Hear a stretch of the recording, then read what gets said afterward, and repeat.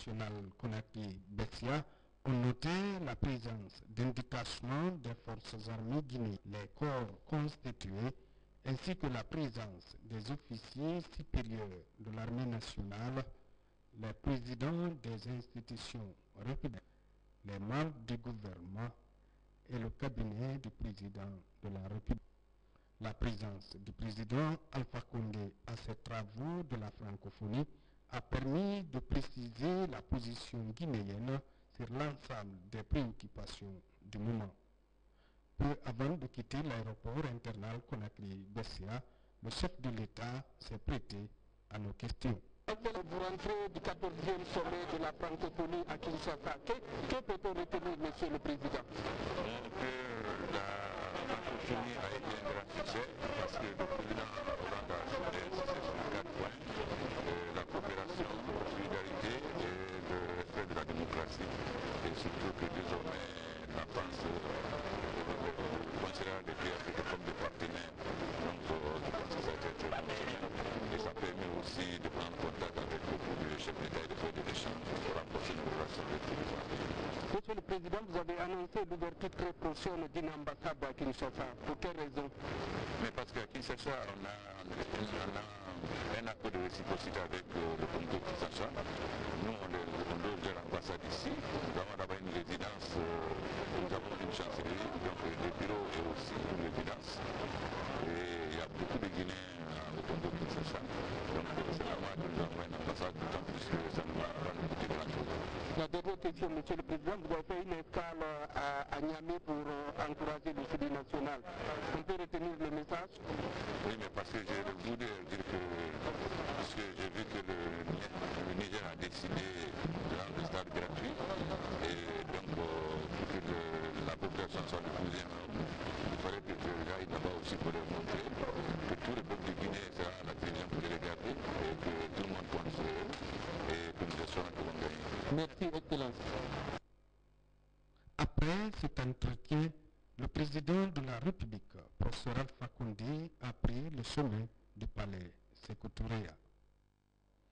Première prise de contact du nouveau ministre de la Sécurité avec les cadres de son département, Dr Mahamani Sissé a profité du rassemblement jeune de la police pour expliquer aux officiers, sous-officiers et hommes de rang le sens de la mission, compte rendu capitaine Mouri Kaba. C'est un ministre décidé à améliorer la qualité du travail de la police guinéenne. Nous, du département en charge de la sécurité, Dr Mahamani Sissé entend faire de la police guinéenne une police à l'écoute de sa population prête à lui porter secours. Son engagement est de hisser la police guinéenne au rang de police moderne du monde. L'un des premiers défis à relever pour nous, c'est de doter, au plus bref délai, la police d'un statut spécial, la protection civile d'un statut spécial. Ces deux textes sont déjà programmés pour leur examen et leur action au niveau du CNT. J'en suis sûr et même convaincu, l'adoption de ces documents sera une nouvelle base d'encadrement et d'impulsion des hommes et des femmes de la police et de la protection civile dans leur œuvre quotidienne. Parce que ça contient des dispositions qui appellent à la modernisation de la police, au renforcement de nos capacités, à l'amélioration de notre condition d'existence, c'est-à-dire les infrastructures de communication. Pour réussir ce pari, Mahamani Sissé déclare que le recrutement dans la police se fera désormais dans les universités. Une manière, selon lui, de corriger les tares au sein du département dont il a désormais la charge de gérer. Nous allons ici solennellement que conformément au nouveau statut de la police et de la protection civile, tout recrutement à l'avenir se fera sur une nouvelle base. Nous allons nous tourner vers les universités pour faire les recrutements. Plus jamais la police n'acceptera de recruter quelqu'un dans la rue. Plus jamais on va maintenant envoyer à la police des gens qui ont raté l'école, mais qui sont déjà dans le banditisme, tout simplement avec l'espoir qu'ils viendront être redressés à notre niveau. Il faut rappeler que cette première prise de contact du ministre de la Sécurité à la protection civile et de la réforme du secteur de la sécurité a coïncidé avec l'exposition du corps de capitaine Joseph Camara, connu sous le sobriquet Jo, décédé à Dakar de suite de maladie. le corps de Joseph Camara avant d'être conduit à sa dernière demeure a bénéficié de tous les honneurs militaires. L'usine ciment de Guinée Industrie située à Kagbelen dans la préfecture de Dubreka sera inaugurée au mois de janvier prochain. L'annonce a été faite par le directeur général de cette société. Cette unité industrielle vient à point nommé puisqu'elle s'inscrit dans la politique de développement du chef de l'État, professeur Alpha Condé. Reportage signé Adel Kamara, Sankumba Doukouré. Dans moins de 3 mois, Guinée Industrie va livrer ses premiers sacs de ciment sur le marché guinéen. Sur ce site de 9 hectares situé à Kagbelen dans la préfecture de Dubreka, l'usine prend progressivement forme. Les travaux sont réalisés par l'expertise d'ingénieurs guinéens et turcs, qui sont déjà renommés dans le domaine de la production du ciment de qualité. L'état d'avancement du chantier. Ici, les ouvriers se relaient matin et soir pour respecter la promesse faite par le directeur, celle d'inaugurer son usine de janvier 2013. En décembre, c'est un projet et une vision. À l'époque, on avait promis qu'en décembre, janvier au plus tard, nous allons faire une inauguration pour la nouvelle usine de ciment en Guinée. Aujourd'hui, je vous confirme cette promesse. Les difficultés qu'on a affrontées depuis le début jusqu'à aujourd'hui sont des difficultés énormes. Mais la volonté qu'on a et l'amour pour ce pays qu'on a nous ont aidés à dépasser toutes ces difficultés-là pour arriver là où et rien ne pourra nous arrêter. Je passe un remerciement pour notre président, son excellence, professeur Alpha Condé, concernant tous les conseils et l'attention qu'il a donné au projet. 170 ouvriers et une cinquantaine d'ingénieurs turcs travaillent d'arrache-pied sur ce site pour donner naissance à une usine d'une capacité de 600 000 tonnes au démarrage. Fidèle à Afrique, GIE compte réduire le nombre de jeunes sans emploi sur le marché en embauchant déjà des nationaux sur le chantier et en ayant un personnel administratif local à part entière. Les embauches des cadres pour notre société a déjà démarré, on est à presque 80%. On démarre l'embauche des ouvriers et des techniciens qui vont travailler dans l'enceinte de l'usine.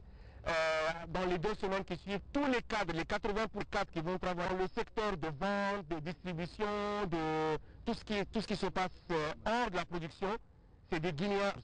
Par ailleurs, GIE participe activement à la réalisation du programme de développement du chef de l'État, Alpha Condé, qui inscrit la construction du pays au rang de ses priorités. Je vais dire une phrase très célèbre d'un grand disant qui disait qu'on ne fait rien de grand sans de grands hommes, et ceci pour la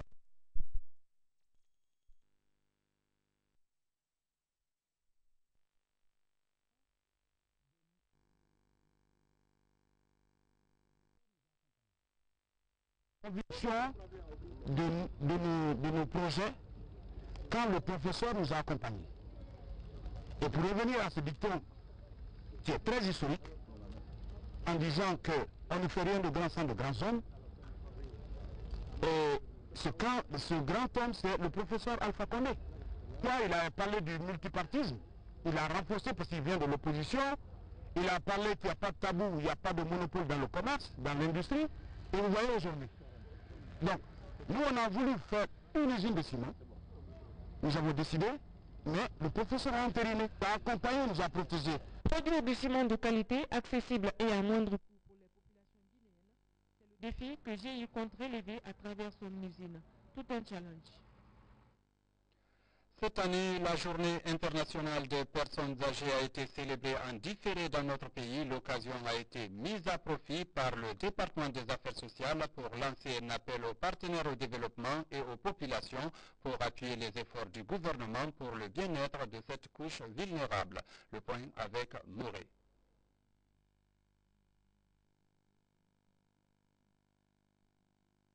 Des personnes âgées en Guinée. On est droit de participer au développement de leur famille, communauté, équitablement et avoir une part équitable de ces bienfaits, de ces avantages dans la dignité.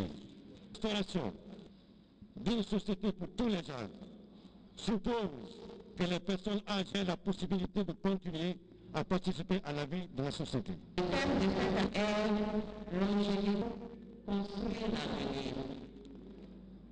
Selon le secrétaire général des Nations Unies, M.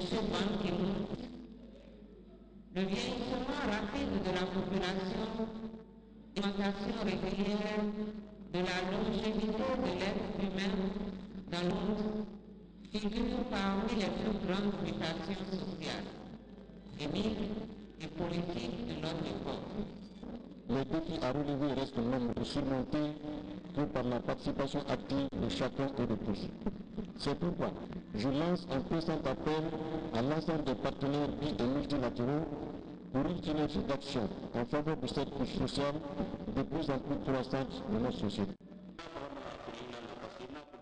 Après une conférence de débat animée par Dr Ali Kamara, le thème les maladies liées au troisième âge, maladies du prostate, les personnes âgées pour plus d'espoir pour leur traitement. Le renforcement des capacités des ailes est au cœur des préoccupations du gouvernement et de ses partenaires. Des études viennent d'être effectuées par l'Institut international de recherche en élevage. Cette action vise à améliorer le pratique des espèces locales, notamment la race Ndama. Explication, Abdoulaye Diallo. Comment améliorer le caractère génétique du bétail ruminant endémique? C'est pour répondre à ceci majeur que l'Institut international de recherche en élevage et le Guinée ont mené récemment des études à Bouquet et à Gawal. Des études qui ont porté sur les politiques et juridiques de ce bétail trypanotolérant. Selon certains résultats, la Guinée ne disposerait pas d'un nombre suffisant de cadres spécialisés en génétique. À cela s'ajoutent des sources financières allouées à la santé animale par le budget national qui est de moins 2%. C'est ce que les enquêteurs ont voulu partager avec les professionnels et acteurs impliqués dans le domaine de l'élevage guinéen. Mais ce bétail est aujourd'hui menacé. Menacé par beaucoup de facteurs, dont le frottement et la dégradation de notre environnement, qui s'accompagne d'une réduction de la maladie et qui aussi attire l'afflux du bétail qui vient de la zone sahélienne et qui davantage pauvre les régions de ça constitue une menace réelle à la survie et à l'action durable de ce bétail. Donc nous voulons à travers ce projet de ce bétail et notre environnement. Considéré comme un des leviers de développement, l'élevage guinéen souffre du manque de politique nationale de gestion et d'amélioration génétique avec des objectifs précis.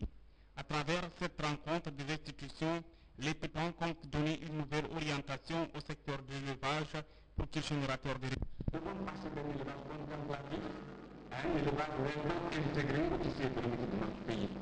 Et pour opérer ce passage-là, il faut justement lever plusieurs contraintes. Il y a des contraintes sur le mode d'élevage que nous avons, qui est un mode d'élevage qui utilise beaucoup d'espace et produit peu. Il y a des contraintes liées à la situation sanitaire de ce bétail qu'il faut pouvoir améliorer. Il y a des contraintes liées à la professionnalisation des acteurs, les mesures d'accompagnement nécessaires, justement, aller d'un élevage extensif, d'un mode extensif à un mode intensif, plus économique et plus intégré au tissu et plus porteur de croissance et de revenus pour les éleveurs. La démarche est de rendre l'élevage des ruminants endémiques plus attractif à long terme dans la sous-région. Des recommandations ont été faites dans ce sens pour une meilleure prise en compte de ce bétail dans les politiques d'élevage et les cadres légaux et institutionnels. L'Union nationale des chasseurs, des féticheurs et guérisseurs traditionnels de Guinée a organisé récemment dans la préfecture de Kankan une grande manifestation de soutien aux actions du chef de l'État, professeur Alpha Condé. La cérémonie a connu la présence des autorités régionales de Kankan. Reportage Komara Moussa. À travers cette mobilisation, l'Union nationale des chasseurs, féticheurs, pêcheurs et guérisseurs traditionnels de Guinée exprime son soutien au projet de société du président de la République, professeur Alpha Condé. La cérémonie se déroule au stade Mbaloumadi Kakité de Kankan en présence de tous les chasseurs, féticheurs, pêcheurs et guérisseurs venus des différents horizons du pays. La cérémonie qui nous réunit aujourd'hui s'inscrit dans le cadre du programme d'exécution des différentes activités de notre organisation. Par la même occasion, nous profitons du vote de cette tribune pour rendre un vibrant hommage au président de la République, chef de l'État, le professeur Alpha Condé, pour ses efforts inlassables depuis son investiture à la magistrature suprême du pays.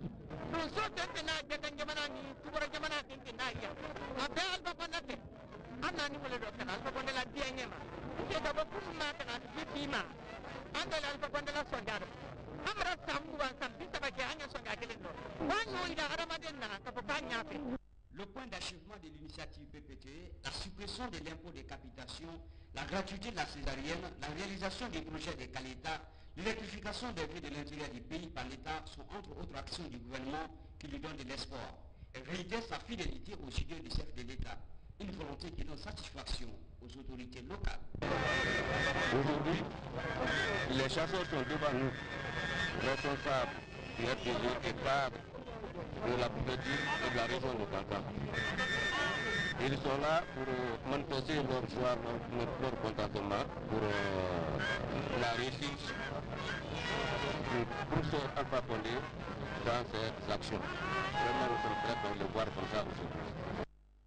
En dépit de cette mobilisation des dozos sortis au grand jour, une forme de discorde règne entre eux. Alors que le président national de l'Union invite ses pairs à promouvoir l'unité et le respect en vue de perpétuer les confréries.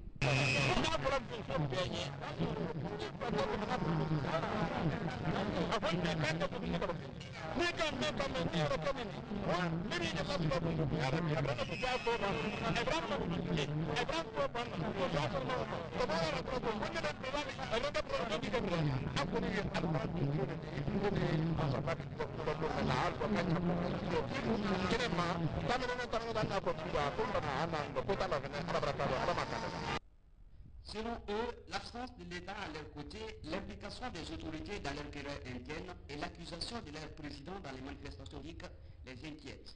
Ils souhaitent auprès des autorités des superficies cultivables, des tracteurs, critères d'intrants agricoles pour améliorer les conditions de vie. Mesdames, Messieurs, c'est la fin de cette édition. Merci de l'avoir suivi et surtout passez un agréable moment en compagnie des programmes de la télévision nationale.